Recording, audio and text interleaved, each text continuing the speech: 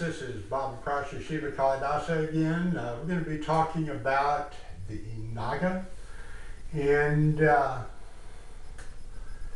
doing the Naga Mantra.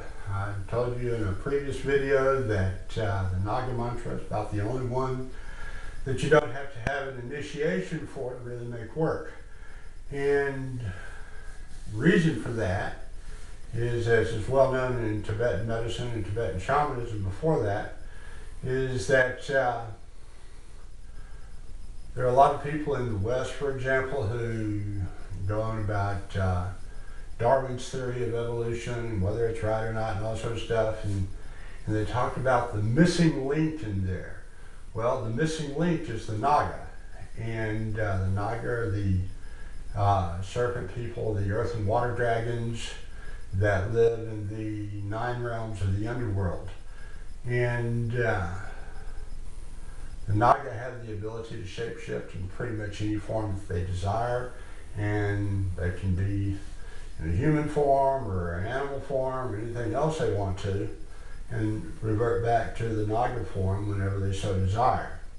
A lot of people are a little bit surprised to know that we still have Naga on the earth, like all the serpents are forms of Naga.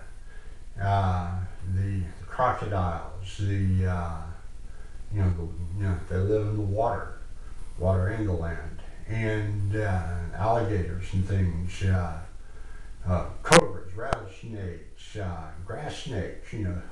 They're all forms of Naga. And many of them, like water moccasins, stuff like that, spend a lot of time in the water and swimming and stuff. And they live in holes in the earth. So even though they're more of a physical form of Naga, the ones that we're primarily interested in are the ones of the spiritual end of things. Now, when the original mind had done its thing, long ago, it created only one thing and one thing only, and that was the divine feminine, which we know as Mahakali. Mahakali is the oldest form of the goddess known on the earth. That's why we use that name. And she within herself, I was pretty much called a liar by one of my apprentices recently. Honestly, if he'd been here, I'd have slapped him. And maybe a little more than that. Because he was saying, well, how is it that Mahakali could birth Mahakala from herself when,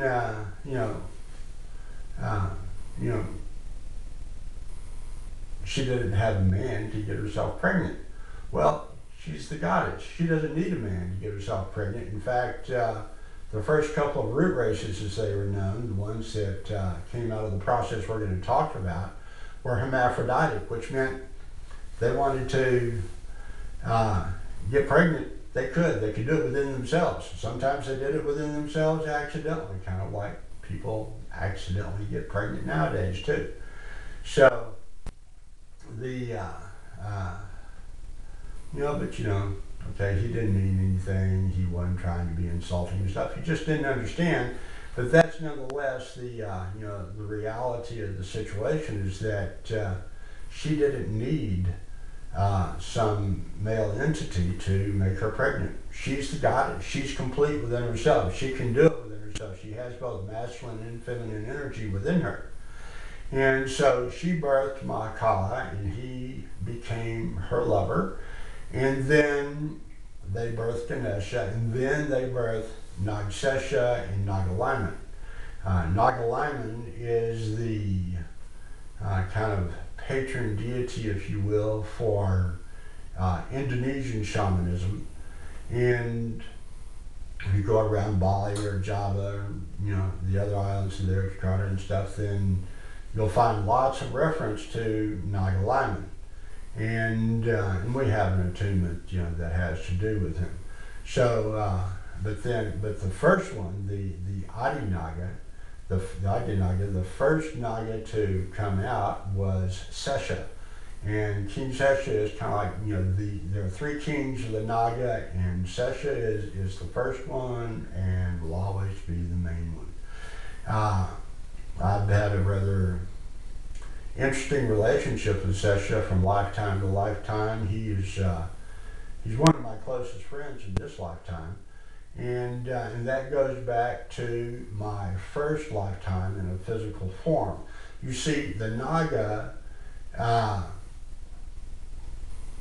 chose to shapeshift and have sex with the apes, and in the process got the apes pregnant, and from those pregnancies, the children that were born from that, they were the first ones to have a kundalini. Now I'll tell you that my mother was pretty freaked when I came out. I didn't look anything like her. I made this horrible squalling sound. It took a long time for me to get to be where I was able to kind of take care of myself and stuff, as compared to other children that she'd had before. She didn't throw me away or anything like that, like a lot of animals do, and certainly like humans do. And, so you might say we have regressed somewhat from what we were. And so eventually, it came about that I grew up. I had sex with with another one of these mutants, and at the time I was a female, and so I got pregnant, and next thing you knew, we had others coming along, and the fact that even though we were hermaphroditic and could do it with ourselves, the fact that we could do this with each other was still a little strange for the other apes and stuff, and they actually tried to kill us. As got pregnant, had this child, came out and whatnot, killed my mate, who was defending us from him. I managed to run away. I raised my child, and at some other point, I wound up being pregnant again and having another child and having a few more on the way, and and a lot of that's pretty much how humans got started, and that's where the Kundalini energy comes from. In the human body, on the front of the sacrum, as in the back of the sacrum is like, sacrum is back here at the base of the skull, base of the spine, and on the front of the sacrum, there's a little bitty gland known as the Kunda gland. Now, for some reason, even still today, with as open as things become, Westerners are a little freaked out about mentioning the Kunda gland in anatomy and physiology books and stuff. You can go online, you can do a search for Kunda, K-U-N-D-A, gland, G-L-A-N-D, and some stuff will come up, but people are kind of secretive about it. Well, the only way that you can reach it on the human body is through the anus, and basically you can just kind of reach up in and to the way it kind of curl around onto the front of the sacrum, and you'll feel this little soft sort of ball down there, and you stroke that, and it doesn't take too long, and the person whose Kunda gland you're stroking will have a full body orgasm. Now, some people don't understand, thinking that homosexuals having sex with each other, these two guys getting it on, it's like, what do they have to offer? Well, when they're having sex together, in many cases, the man who's on the receiving end will be kneeling and kind of laying down, so his back's kind of swayed up, and his partner is hitting the Kunda gland as he goes in. I mean, you go in, you're going to have anal intercourse with someone, you just kind of, press up against the rosebud first, the anus, the rosebud, same thing, and when it gets comfortable, you just go in just a little bit, about half an inch, maybe an inch the most. And when the muscle, the sphincter muscle that makes up the anus, relaxed a little bit, then you can go in, but you don't go in far, and all you have to do is go in far enough to hit the Kunda gland.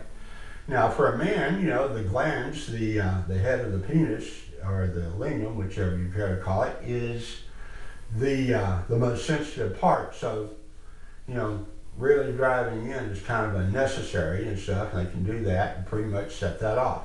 Well, you can do the same thing with a woman, having anal intercourse with a woman, or you can do the same thing simply reaching in and getting a hold of that gland and working it.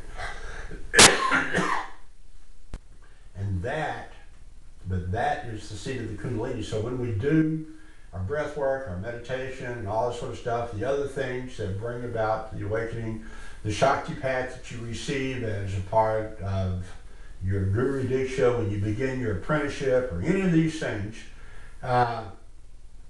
they all, have this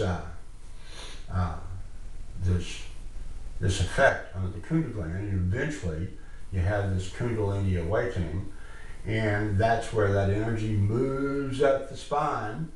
And a lot of times as people go through it, they'll begin to kind of move, and stuff, and they're moving just like a serpent, just like a cobra. You see a cobra sitting around, it'll kind of be doing this, a little bit of this stuff, And when that hits, and a lot of times people will find themselves moving in that way, and a lot of times in our breath work we will. Anyone who's an apprentice of mine receives, the awakening of the fire Kundalini. And if you go through the cobra breath that we do there and stuff, then you will wind up, being instructed to move that way. And as you do, it helps facilitate that process. So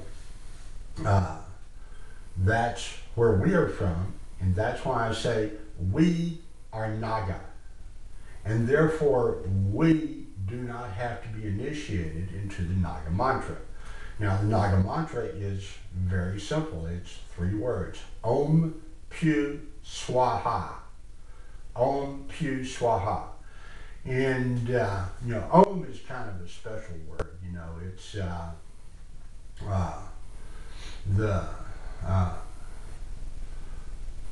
basically, if you look at it right, it's not so much O-M, it's A-U-M.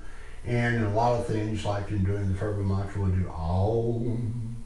Well, the A sound is about the destruction of the things that no longer serve. The O sound, or the U sound, is about creating the new things that are going to take its place, and the M sound is about stabilizing all of that. And so, in the sound Om, then you have the entire process of creation. And Pu is a isn't so much something that has a meaning to it as a resonance that brings us the quality and essence of the Naga. And Swaha is a word that deals with the solidifying of that, and cementing that resonance within us. And so, we do the mantra. So I'm going to do, the Naga Mantra. I'm going to do it for you in the way that I do it. How you choose to do it, your business. A lot of people get real hung up and saying, oh, we have to do it exactly like our teacher does, or our guru, or our rinpoche, whatever the hell you want to call them. And you don't. This is not a religion. So if the way I do it doesn't quite work for you, feel free to change it and use it to work for you, because a lot of times the sounds that come out as we do mantras and things, you'll feel this urge to make some change or something like that. And that's because that is what your body needs. So, you ever hear of groan therapy? If someone is ill, a lot of times they're saying, they're groaning. Well, why are they groaning? Because their body knows that that vibration is what they need to help them heal. And so a lot of times, as they go through, if you encourage them to do it, then as they go along, it'll change them. Whatever. It's like all these different groans and stuff. It's fine, because it's the resonance that they need. So in the same thing in doing mantras,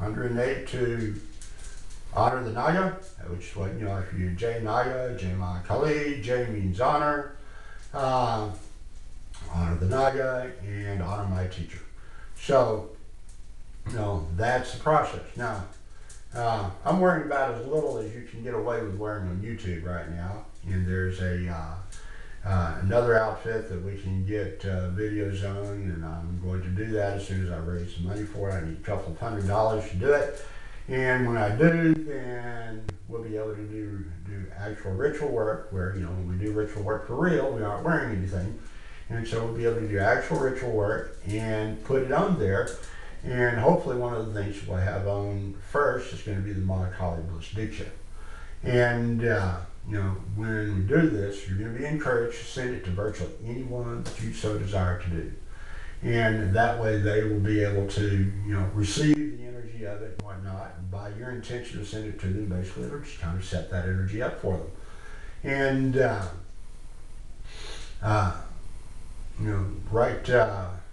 as we go through these different processes, we'll still put stuff on YouTube for anyone, and the other stuff we'll put on Vimeo and whatnot. And we'll be able to do a far better job of it because they have a little thing called video school, so we'll be able to make better videos in the future and do things that will be a little bit more professional and will honor my colleague and the Naga and others a whole lot better.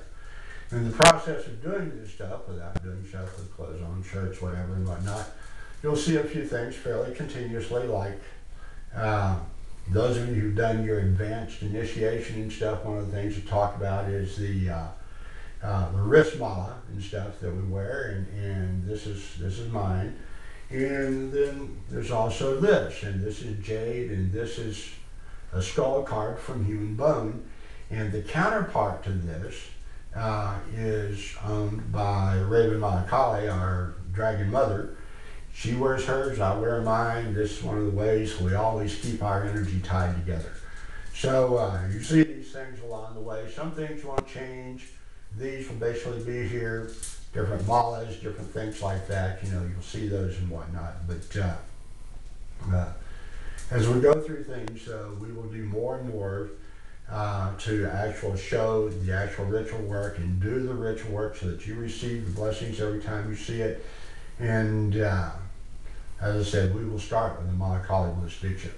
And so you'll have your document on it, and then you'll also have the video, and you can share both with people as you will.